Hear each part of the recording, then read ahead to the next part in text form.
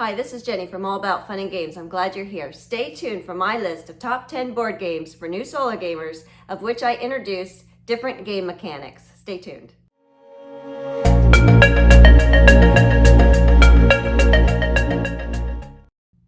Solo board gaming has surged as more and more board games are being created just for solo playing or with solo modes, and they are awesome. The games offer entertaining and challenging experiences. However, if you're just getting started into the board game hobby, you might want to start with more simple games instead of those complex. So let's take a look at 10 games that are easy to understand and quick to get to the table, but yet offer a taste of how fun solo gaming can be.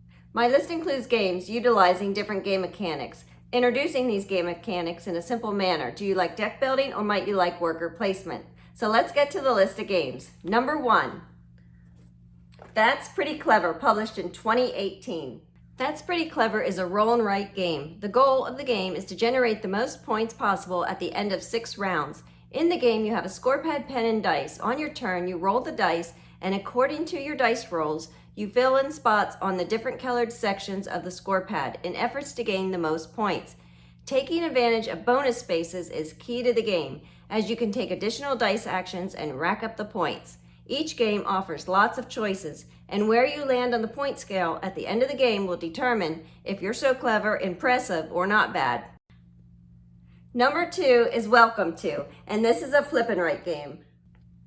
Welcome To is a flip and write. In the game, you have an unfinished town sheet. During your turn, you flip over cards and use them to plan the best city or town following some simple guidelines. You're striving to beat your previous score in each game, and there are lots of options. Where do you place a fence? Should you build a pool, a park, or maybe go on to finish a development plan instead? And much more. Always a different game and lots of fun. Number 3, Valley of the Kings, which introduces deck building. Valley of the Kings is a deck building game. In the game, you take the role of an Egyptian ruler, gathering treasures for your tomb to gain the most points, because in this game, you can take it with you. You start with less powerful cards in the beginning of the game and work to collect stronger, more valuable cards as you play.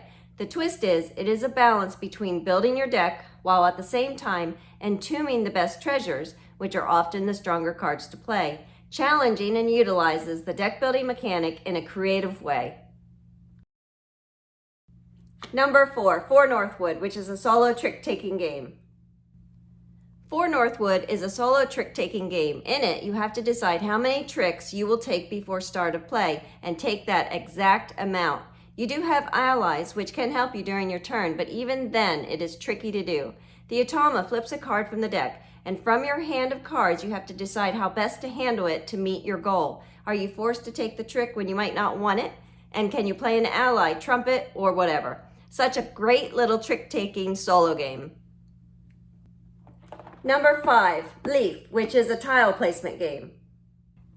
Leaf is a tile placement game in form of leaves. How fun. In the game, you are the wind, guiding leaves to the forest floor in efforts to gain the most points by connecting the tips of leaves with others, gaining those leaf tip actions. You'll help squirrels climb, mushrooms grow, attract animals, enjoy the sun, and change of seasons.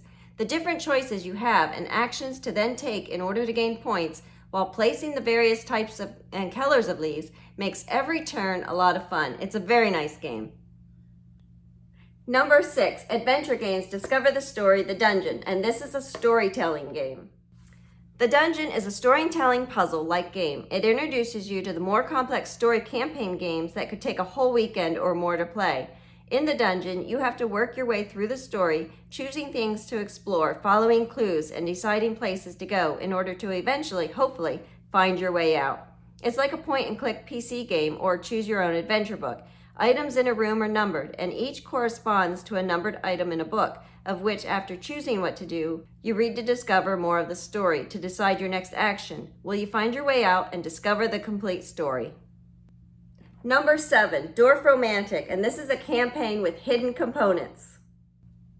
Dwarf Romantic is a campaign game with hidden components that can only be opened once you advance. It's simple, although challenging to play, and doesn't need played all at once. The goal is to place down tiles in the best way to complete tasks. You'll be creating a landscape of railways, rivers, fields, and towns, all of which you try to place in a way to gain the most points and move on to the next hidden box of components. Number 8, Honey Buzz, which is a worker placement game.